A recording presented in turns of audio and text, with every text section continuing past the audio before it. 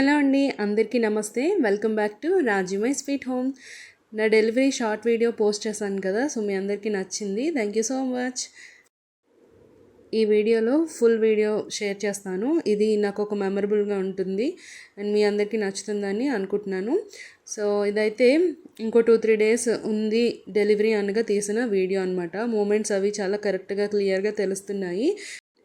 లోపల బేబీకి బయటకు వచ్చి మమ్మీని ఎప్పుడు చూసేస్తానా అని ఉందన్నమాట. సో ఇంకా ఇది డెలివరీ ముందు రోజు వ్లాగ్ అనమాట. ఎలాగో మనం డెలివరీ అయిపోయిన తర్వాత 11 డేస్ పాటు తల స్నానం చేయం కదా, సో అందుకు తలంతా కూడా మంచి ఫ్రెష్గా ఉండాలని తలకి స్నానం చేశాను, హెయిర్ వాష్ చేసుకున్నాను. చిన్ని తల్లి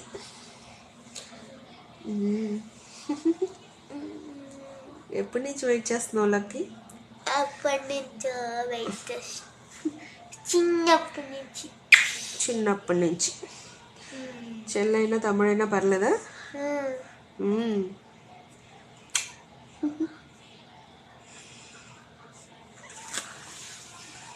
చూడంత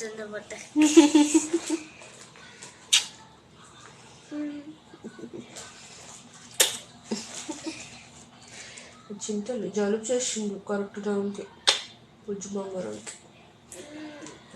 సిరప్ వేసేసుకుని బజ్జుని పదవి వాళ్ళ రేపటికల్లా తగ్గిపోతుంది.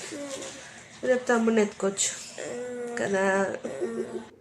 ఇంకా ఇది డెలివరీ రోజు అనమాట, అంటే అక్టోబర్ 29న. సో నాకు మధ్యాహ్నం సి సెక్షన్ ఉంది, అందుకని చెప్పి ఎంటీ స్టమక్తో ఉండాలన్నమాట. ఒక 4-5 అవర్స్ పాటు ఎంటీ స్టమక్తో ఉండాలి. అందుకని డాక్టర్ ఏం చెప్పారంటే 9 o'clock కల్లా మీ లంచ్ కంప్లీట్ చేసేయండి, ఏం తింటే అది మీకు ఇష్టమైన ఫుడ్, లైట్గా అరిగే ఫుడ్ తినమందనమాట. సో నాకైతే ఈ టిఫిన్లు అవన్నీ అస్సలు ఎక్కవు. నేను మంచిగా బంగాళదుంప ఫ్రై, ఇంకా పప్పు, అలాగే టమాటో పచ్చడి, చారు, ఈ కాంబినేషన్ సూపర్గా ఉంటుంది. సో మా అమ్మగారు చేశారు. ఇంకా మంచిగా లాగించేసి 9 తర్వాత ఇంకా వాటర్ కూడా ఏం తీసుకోలేదన్నమాట. మొత్తం ఎంటీ స్టమక్తో ఉన్నాను. ఇంకా ఇప్పుడు 1 అవుతుంది. మా నాన్నగారు చెప్పారనమాట, మంచి దుర్ముహూర్తాలు ఏమీ లేకుండా ఇప్పుడే మనం బయలుదేరాలని. సో అక్కడికి వెళ్ళిన తర్వాత కొన్ని ఫార్మాలిటీస్ అవన్నీ ఉంటాయి కదా, అందుకు అట్లీస్ట్ ఒక 2-3 అవర్స్ ముందైనా వెళ్ళాలన్నమాట. సో ఇప్పుడు 1 అలా అవుతుంది. అందరం కలిసి హాస్పిటల్కి బయలుదేరాము. ఇప్పటి నుంచి నాకు కొంచెం లోపల టెన్షన్ స్టార్ట్ అవుతుందన్నమాట. అంటే ఎంత ఏమి కాదని చెప్పినా కూడా హాస్పిటల్ లేబర్ రూమ్లోకి వెళ్ళాల్సింది నేనే. సో అది కొంచెం పెయిన్ఫుల్ కదా, కొంచెం భయం వేస్తుంది. ఇంకా ఎగ్జైటింగ్గా కూడా ఉందన్నమాట. బాబు పుడతాడా లేదా పాప పుడుతుందా అని. ఆల్రెడీ పాప ఉంది కాబట్టి నాకైతే బాబే కావాలి, కొంచెం కూడా పాప అనేం లేదనమాట. సో పుడితే ఓకే, బట్ నాకైతే మాత్రం బాబు పుట్టాలనే ఉంది.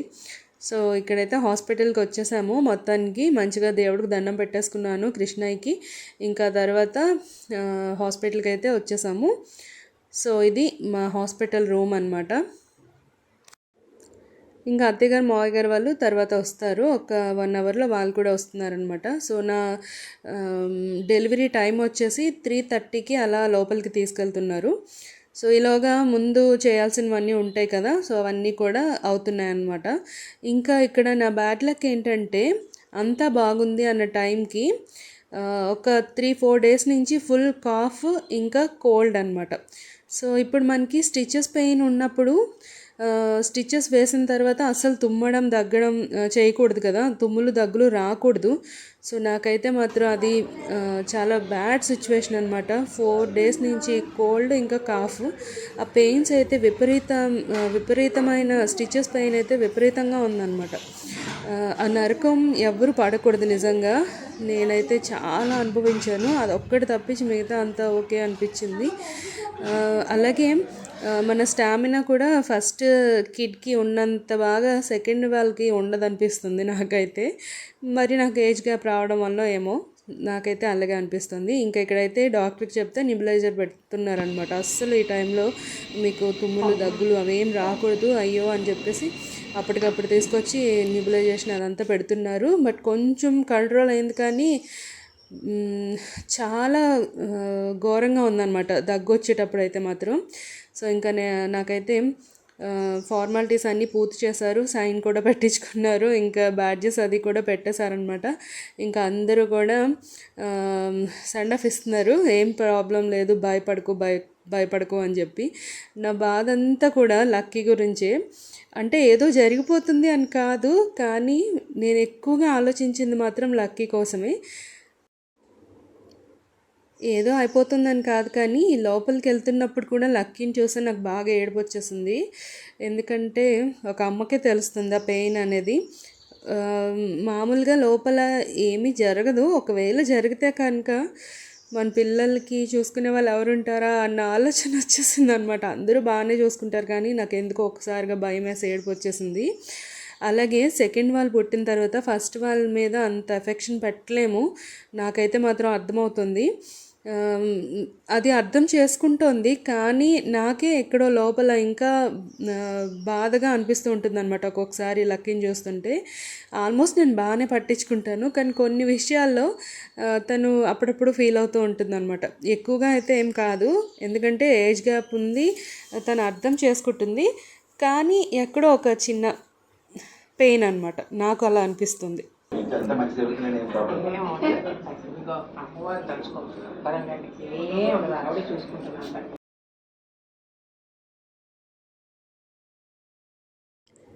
ఇగో ఇక్కడైతే మా అత్తయ్య గారు, మావయ్య గారు వాళ్ళు, ఇంకా మా మరిది అందరూ వచ్చారు. ఇంకా అత్తయ్య గారు ఫస్ట్ టైం లక్కీ పుట్టినప్పుడు కూడా ఇలాగే చెప్పారనమాట, అమ్మవారిని తలుచుకో ఏం కాదు అని చెప్పి. సో ఇప్పుడు కూడా ఇంకా అన్ని ఫార్మాలిటీస్ కంప్లీట్ అయిపోయి నన్నైతే లేబర్ రూమ్కి తీసుకెళ్తున్నారు. ఇప్పుడు మా వారిని చూసి నాకు కొంచెం ఏడుపు వచ్చింది, ఆయన కూడా కొంచెం బాధపడిపోయారు. ఇంకా లక్కీకి ఇదంతా కొత్తగా ఉంది కదా, అమ్మకి ఏదో అయిపోతుంది అన్నది భయపడిపోతుంది. వాళ్ళ నాన్న, ఇంకా అమ్మమ్మ, తాత, పిన్ని, మా అమ్మ, తాతగారు అందరు కూడా ఇంకా లక్కీకి అయితే చెప్పారనమాట, ఏం కాదు బేబీతో వస్తుంది మమ్మీ బయటికి అని చెప్పి. సో అందరూ కూడా కొంచెం ఎమోషనల్ అయిపోయారు ఆ సిచ్యువేషన్లో. తలుచుకుంటే ఇప్పటికీ నాకు అప్పుడు జరిగిపోయింది వీడియో, ఇప్పటికి 3 months అవుతుంది, కానీ ఇప్పటికీ నాకు ఇంకా కొత్తగానే ఉంది. డెలివరీ సీ సెక్షన్ అనేది లక్కీ అప్పుడు కూడా నాకు సీ సెక్షనే అయింది. కాకపోతే ఎనస్థీషియా ఇస్తారు చూడండి, ఆ పెయిన్ అయితే మాత్రం నా వల్ల కాదు, అది చాలా ఘోరంగా అనిపిస్తుంది. అంతమందికి అలా అనిపించవచ్చో లేదో నాకు తెలియదు, కానీ నాకు మాత్రం అలాగే అనిపిస్తుంది. ఎందుకంటే నాకు కరెక్ట్ ప్లేస్ కుదరలేదన్నమాట. ఒక 2-3 times అంటే ఎనస్థీషియా మందు కాదు, నీడిల్ అనేది కరెక్ట్గా సెట్ అవ్వడానికి 2-3 times చేయాల్సి వచ్చింది. సో అప్పుడు వెరీ వెరీ పెయిన్ఫుల్ అండి, అది నేను చెప్పలేను అసలు మాటలతోటి. ఆఫ్టర్ అనస్థీషియా మనకి ఏం గుర్తుండదు, అసలు మనకేమి స్పర్శ తెలీదు. ఆ రోజు ఆ నైట్ అంతా కొంచెం ఓకే, బట్ తర్వాత అయితే మాత్రం చాలా బాధపడ్డాను. దానికి తోడి దగ్గేమో ఇంకా అసలు నన్ను మామూలు హింస పెట్టలేదన్నమాట, భరించలేకపోయాను ఇంకా. సో మీ అందరికీ కూడా వీడ్కోలు చెప్పి లోపలికి అయితే వెళ్ళిపోతున్నాను, వెయిట్ చేయండి ఎవరు పుడతారని.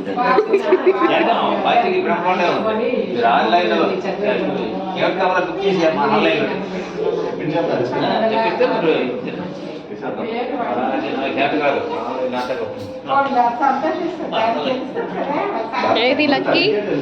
లక్కీ ఏంటి నీ ఫీలింగ్ ఏంటి? ఎవరు పుట్టారు నీకు?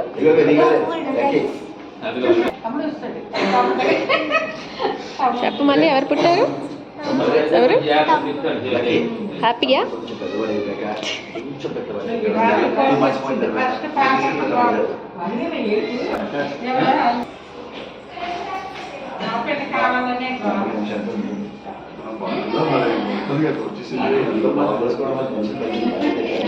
హ్యాపీ అబ్బా. ఫైనల్గా నేను ఎవరినైతే అనుకున్నానో వాళ్ళే నాకు పుట్టారు. నా బాబు అయితే నాకు వచ్చేసాడు, కానీ వాడు 1 hour పాటు కొంచెం పోరాడాల్సి వచ్చిందనమాట. రెస్పిరేటరీ సిస్టమ్ కొంచెం వీక్గా ఉంది, ఏదో సంథింగ్ చెప్పేసరికి నాకేమో ఇంకా భయం వేసిందనమాట. అంటే లోపల నాకేం చెప్పలేదు, బయట ఉన్న వాళ్ళందరినీ భయపించారు కొంచెం సేపు, బేబీకి చాలా కష్టమైపోతుంది అది ఇది అని చెప్పి. మా వాళ్ళందరూ చాలా భయపడిపోయారు. ఫైనల్గా డాక్టర్ బయటకు వచ్చిన తర్వాత, అంటే నాకు స్టిచెస్ అవన్నీ వేయాలి కదా, బేబీని అయితే ఫస్ట్ ఇచ్చేస్తారు, నీకు బేబీ బాయ్ పుట్టారు అని చెప్పగానే చాలా హ్యాపీగా ఫీల్ అయిపోయాను. బట్ బయటకి వచ్చిన తర్వాత కానీ ఇక్కడ జరిగిన సిచ్యువేషన్ ఏది నాకు తెలియదు అనమాట. మా వాళ్ళందరూ చాలా భయపడిపోయారంట. డాక్టర్ వచ్చి బయటకు వచ్చి కన్ఫర్మ్ చేసిన తర్వాత అప్పుడు ఊపిరి పీల్చుకున్నారు. అదేం పెద్ద ప్రాబ్లం కాదండి, ఎవరు మిమ్మల్ని భయపెట్టింది, ఏం కాదు, అంతా ఓకే అని చెప్తే అప్పుడు మా వాళ్ళందరూ కొంచెం కూల్ అయ్యారు. ఎందుకంటే లోపల నాకేమైపోతుందా అని వాళ్ళు భయపడిపోయారు అనమాట. బేబీకి ఏమవుతుందని ఒక పక్క భయం ఉంటే అది న్యూస్ నాకు ఎలా చెప్పాలి ఏంటి అన్నట్టు వాళ్ళు భయపడ్డారు. అంటే బయటకు తీసుకురాగానే బేబీని ఒక ముక్కులో పైప్ అది పెట్టేసి కొంచెం సేపు అలా వదిలేశారనమాట. ఇంచుమించు 1 hour సేపు వాడు బయటకు వచ్చిన తర్వాత కూడా వాడు ఒక్కడే ఉన్నాడు. సో నాకు ఇప్పుడు తలుచుకుంటే కూడా చాలా బాధేస్తుంది. సిస్టర్స్ బయటకు వచ్చి బేబీకి చాలా ప్రాబ్లం అయిపోయింది అది ఇది అని చెప్పారనమాట. సో బయట ఉన్న మా వాళ్ళందరూ భయపడిపోయారు. ఇంకా నేను బయటకు వచ్చే టైంకి నన్ను స్ట్రక్చర్ మీద తీసుకొస్తారు కదా, వాడిని మీ బాబే అని చెప్పి ఇలా చూపిస్తూ ఉంటే వాడిని చూసి నాకు ఇంకా ఏడుపు వచ్చేసింది. వాడి పక్కన ఎవ్వరు లేరనమాట. సో మొత్తానికి నాకైతే నా కన్నయ్య వచ్చేసాడు మా ఇంటికి. ధనత్రయోదశి రోజు నా కన్నయ్య అయితే నాకు వచ్చాడు. కన్నయ్య ఆశీస్సుల వల్ల మా వరాల మూట మా బాబు అయితే పుట్టేశాడు అనమాట. సో అందరు హ్యాపీ. లక్కీ కూడా ఫస్ట్ వరకు పాప అంది, ఇప్పుడైతే తమ్ముడిని అస్సలు వదలట్లేదు అనమాట. ఇంకా మా అమ్మగారు ఉండడం వలన నేను ఇంకా హ్యాపీగా ఉన్నానండి. డెలివరీ టైంలో అమ్మ లేకపోతే పరిస్థితి చాలా ఘోరంగా ఉంటుంది. సో నేను చాలా లక్కీ మా అమ్మగారు ఉండడం వలన. ఒక డెలివరీ అయిన టైంలో పీరియడ్లో మాత్రం ఖచ్చితంగా అమ్మే ఉండాలి మనతో పాటు. ఎందుకంటే ఒక అమ్మకే తెలుస్తుంది అమ్మ విలువ ఏంటో. అంటే కూతుర్ని అమ్మ కన్నా ఇంకెవరు బాగా చూసుకోలేరు ఆ టైంలో నిజంగా. సో నేను చాలా ప్రౌడ్గా ఫీల్ అవుతాను మా అమ్మగారిని చూస్తే. ఎందుకో తెలియకుండానే ఎమోషనల్ అయిపోయాను వాయిస్ ఓవర్ ఇస్తున్నప్పుడు. సో వీడియో మీకు నచ్చితే లైక్, షేర్, కామెంట్ చేయండి. అలాగే రాజు మై స్వీట్ హోమ్ని సబ్స్క్రైబ్ చేసుకోండి. మా బాబుకి అందరూ బ్లెస్సింగ్స్ ఇవ్వండి. Bye bye.